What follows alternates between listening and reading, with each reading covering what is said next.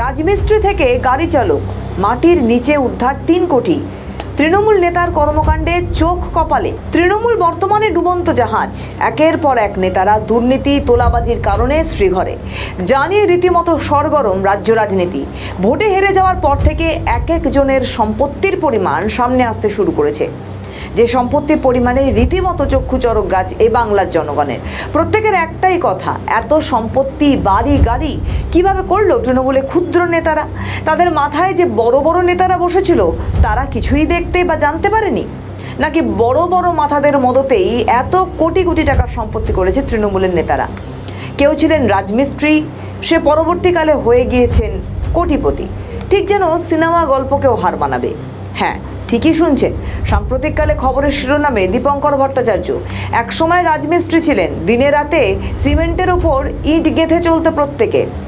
রাজমিস্ত্রির পর আয় বাড়াতে অন্যের গাড়িও চালাতে শুরু করেন। তারপর আরও এক ধাপ উপরে উঠে রাজনীতিতে পা। তারপর আর পিছনের দিকে ফিরে তাকাতে হয়নি।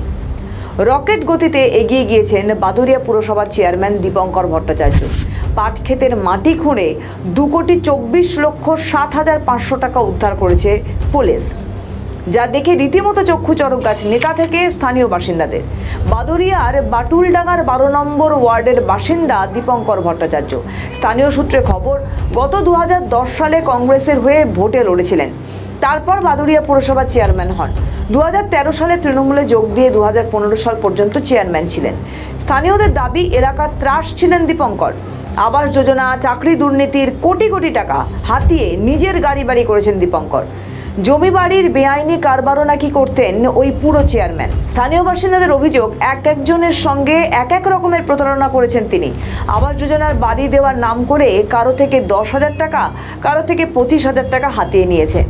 তাদের মধ্যে কেউ বাড়ি পেয়েছেন, আবার কেউ বা মিথ্যে প্রতিশ্রুতি ছাড়া পাননি কিছুই। সেই দীপঙ্করের পাট খেতে তল্লাশি চালিয়ে কোটি কোটি টাকার খোঁজ পায় পুলিশ। মাটি খুঁড়ে উদ্ধার হয় একাধিক টাকার ভর্তি বস্তা। বুধবার সন্ধ্যা থেকে সেই টাকা গোনার কাজ শুরু হয়। বেশ কয়েকবার গণনার শেষে পুলিশের তরফে জানানো হয়েছে উদ্ধার হওয়া টাকার পরিমাণ 2,24,00,000।